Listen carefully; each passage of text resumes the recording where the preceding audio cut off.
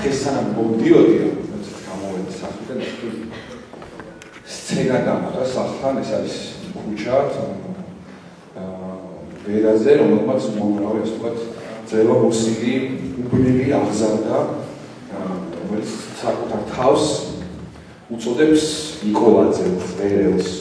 ქუჩის ერთგვარი იდენტობაა და ქუჩები იდგნენ, რომლებიც სულგანან, უბრალოდ აღწევ იმ სიტუაციას, რომელიც ყოველდღიურია, ყოფა, განსაკუთრებული ამაში არაფერია. როდესაც ერთი ადამიანი აიხსნა ზუსტად 15 წუთის წინანდელ ამბავს იყვებით. ქუჩაში მდგარი ბიჭები და ახლობით 22-24 წლის ბიჭები უხსნიდნენ როგორ უნდა დაარტყას, თქვათ, როდესაც მოხდება თავდასხმა, ან თვითონ დაესხმევიან თავს მავანს, როგორ უნდა მოხდეს, ასე ვთქვათ, დარტყმა. მუშტით დარტყმა და უხსნიან, რომ ხარმაც უნდა იმოძრავოს, სხეული უნდა წავიდეს, რომ აი ეს ნახევარი ყბა მოძროს, აი სულ ცინცხალ ამბავს გეხებით 21 საუკუნის დღესდღეა 11 აპრილის 7 და ძალიან დამაინტერესა მეჩხარებოდა, მაგრამ მაინტერესებდა პასუხი. სხვა შორის ეს მათ ენაზე და მათ დისკურსში რომ ვთქვათ, სულად არასწორია, იმიტომ რომ მხოლოდ ხელმა უნდა იმოძრავოს და არა სხეულმა. მაგრამ ასე უხსნიდა ერთგვარ აგრესიას, რომელიც ჩვენ ხშირად გვხვდება.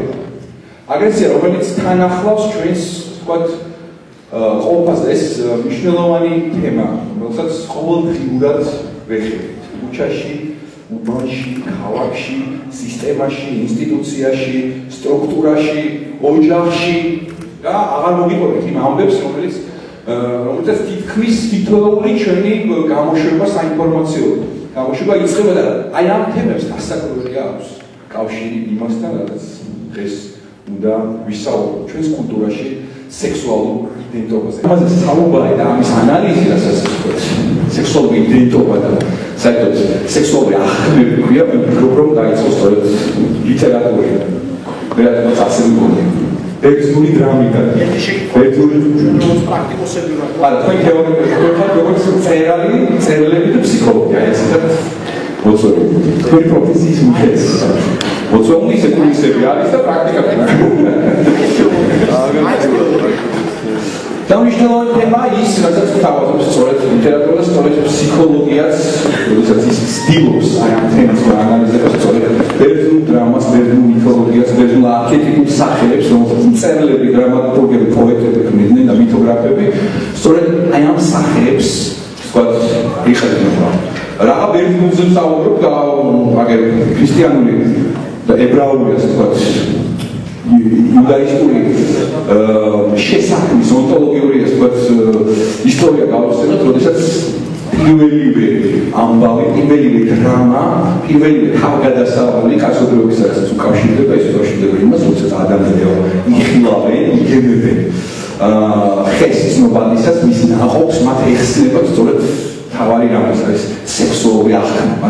ისინი შედიან იმ სივრცეში, რასაც სექსუალური თვალის ახლა ქვია და სწორედ ამის გამო იწყება კაცობრიობის ისტორია. კაცობრიობის ისტორია იმთავითვე უკავშირდება ქრისტიანული თეოლოგიის მიხედვით სწორედ სექსუალური თვალის ახებას, აღქმების სახელს. აი ლიტერატურა ამაზე ძალიან დიდი ხანი ისაუბრებს. ჩვენ ვერ ვიტყვით, რომ დღეს დაიწყო 90-იანი წლების რაც ლიტერატურა არსებობს, ის საუბრობს სექსუალობაზე და სექსუალურ იდენტობაზე. ეს არის მნიშვნელოვანი და ვერ ვიხსენებ ვერც ერთ ტექსტს გილგამეში დაწყებული დღემდე, სადაც აი ეს თემა და ეს იდენტობა არის.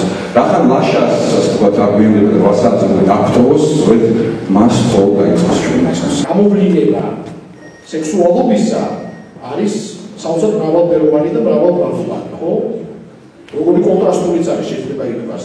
ბუნება, კავკასიური ბუნება, გეოგრაფია, სადაც შეიძლება ერთდროულად 3 საათის ინტერვალში ვთქვათ, წყალშიც მოახერხოთ სულვა და თოვლიანი თემის ცქერაც, ასეთივე არის, ვთქვათ, განსაზღვრა და აღქმა და გამოვლინება მიმდინარეობს აი ამ ფენომენის, ხო, რასაც ქვია სექსუალობის ფენომენი, არის ვთქვათ, კულტურა, სექსუალობის კულტურა ერთგვარი, რომელიც შეიძლება დაუკავშიროს ბარს, მოდი ასე ვთქვათ, ზოგადად და არის ასე ვთქვათ თის სექსუალობის კულტურა. ეს არის ასე ვთქვათ კავკასიური იდენტობათა პალიტრა, სადაც შესაძლებელია რომ შეგვქონდეს საკმაოდ რადიკალური და საკმაოდ ასე ვთქვათ ტაბუირებული სექსუალობის ტაბუირებული ასე ვთქვათ რეპრეზენტაციის ნორმები ვთქვათ აღმოსავლეთ საქართველოში, რომელიც ასე ვთქვათ ისტორიულად რომელიც ასე ვთქვათ რაღაცნაირად გამოხატავს აღმოსავლეთის სპარსეთისა თუ ოსმალეთის გავლენას და ეს გავლენა ბუნებრივი აისახება აი ამ ფენომენშიც, სექსუალობის ფენომენშიც და ამის პარალელურად არსებობს ცხადია შაური ხევსურული სექსუალობის კულტურა, რომელიც ცნობილია წარსულისა და სწორფრობის სახით, ხო?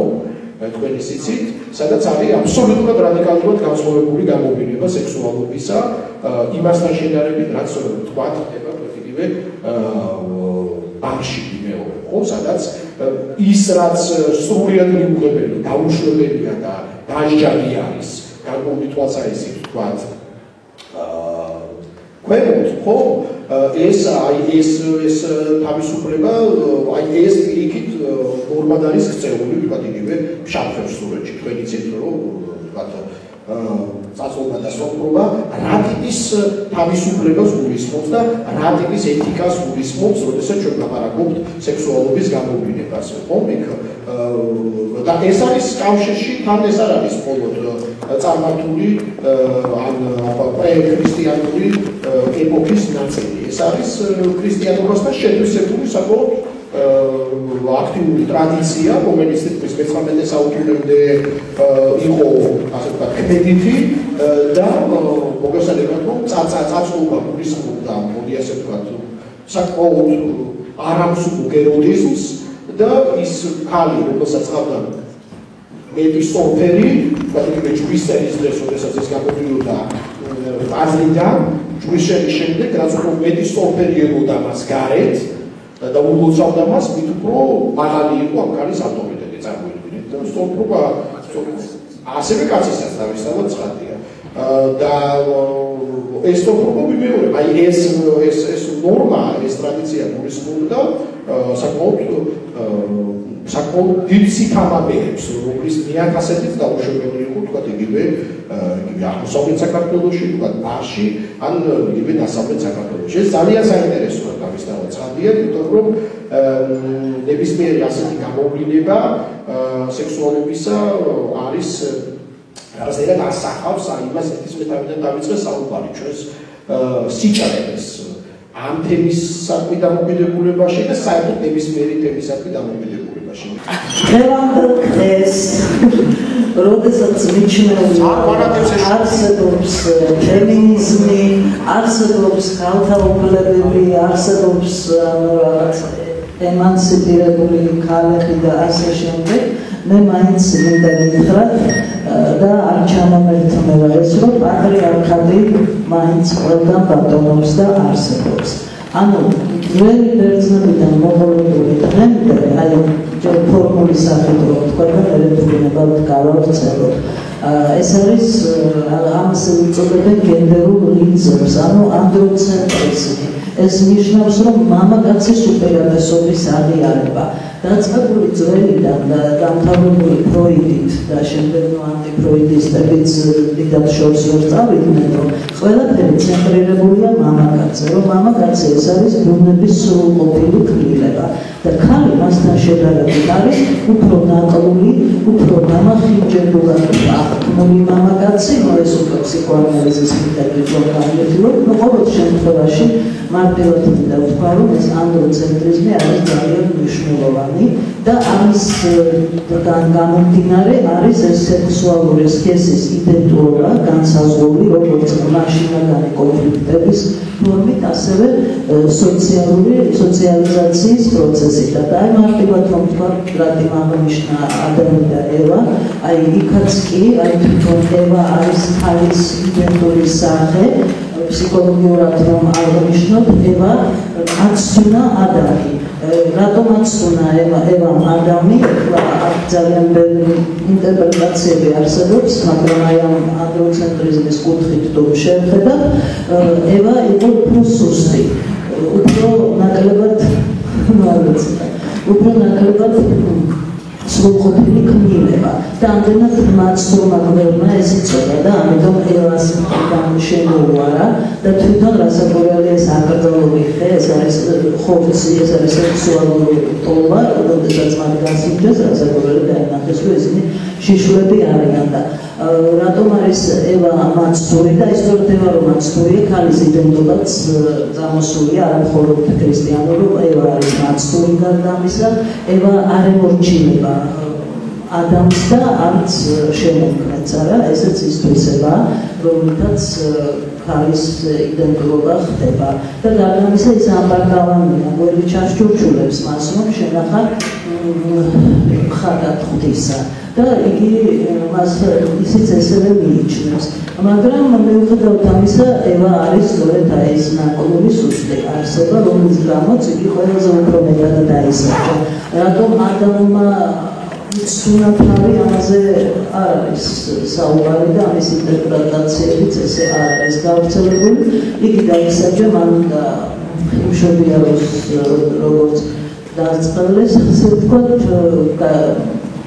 წვალებით და ყოველთვის ემონოს ქმარს და მიუძღოდეს ქმარს. ასევე ძველბერძნულ ლიტერატურაშია სწორედ იგივე ხაზი მიდის, როდესაც პირველად პანდორას მუქის, როდესაც მოინდომეს რომ პირველი ქალი, რომელიც იყო პანდორა, გამოუშვეს ნეფერმა, ის დასაჯდელად, პრომეთეს დასაჯდელად ვინმე რაც ჩაიდინა მანიცით და გამოატანეს ხუთი და თვითონ პანდორა ხა ჩემიდაც მომეხმარება ბერძნული სიტყვა და ნიშნავს ყველა საჩუქარს მადლობ იმიტომ რომ ყველა შეამკო ეს ქალი თავისი საჩუქარი გაუკეთეს ყველა ქალღმერთებმა აი ამ რა ქვია სილამაზით მაცდუნებლობით რაღაცა ასე ვთქვათ კლასტიურობის უნარით სხვადასხვა იმითი და მან დროზე ადრე გახსნა ეს ხუთი რასაკვირველია და ყველანაირი ცოდვა მოევლინა დედამიწას, ანუ აქაც იგივეობრივია ქალის მიმართ იდენტობის საკითხის, იგივეობრივ ხაზს ხედავთ, როდესაც თვითონ პანდორაც არის პირველი ქალი და მანაც იგივე, ანუ ისიც დაისაჯა, ხუთში მოგესალმებით მხოლოდ იმედი გადარჩა და სხვა დანარჩენი და სწორედ აი იგი არის გასხვისგებელი აი ამ ყოველგვარი ცოდვების მიმართაც. პლატონს და არისტოტელეს ალბათ აღარ გადავწყვეტით, მიუხედავად იმისა, რომ პლატონი უფრო პროგრესული იყო, პროგრესული მხრივ, რომ მან პირველად დასვა ქალისა და მამაკაცის თანამედროვე ტერმინებით რო ვთქვათ, თანაბარუფლებიანობის თემატიკა. თუმცა პლატონმა დასცინა კიდევაც ქალებს, რა მხრივ, როდესაც ეს თანასწორუფლებიანობა მან არ განუსაზღვრა ქალს მხოლოდ ოჯახი და შობადობის საკითხი. მივცეთ მათაც ასე ვთქვათ მართვის ნება და ასე შემდეგ, მაგრამ ისინი ვერ მოახერხებენ ამას ისე, როგორც მამაკაცები. ვინაიდან მამაკაცები არიან სწორედ ის სრულყოფილების ხარისხით, მაღალი ხარისხით დაჯილდოებული, ვიდრე ქალები და ამდენად ვერ მოახერხებენ. ახლა არისტოტელემ საერთოდ უარყო ეს თანაბარსწორუფლებიანობა, მან რაღაცნაირად ახლა მალტივად ვთქვათ რაღაც იერარქიული აღქმისკენ აღქმა განსაზღვრა და თქვა რომ სწორედ ეს ყველაფერი იმის გამიხედვით არის რომ ვინც უფრო ზემოთ არის იერარქიულად იმას უნდა ემსახურებოდეს ანუ ეს მთელი შედგება ნაწილებისაგან და ნაწილები არ არიან ცალ-ცალკე ეს ნაწილები მოწოდებული არიან ასე ვთქვათ ამ ზემოთ მწვერვალში მყოფი ელემენტის აღსრულების მექანიზმისთვის არიან მოწოდებულიო და აი ამ მოდელის თანახმად აი სწორედ კაცი არის ის ქმნილება, რომლისთვისაც მოწოდებულია ქალი.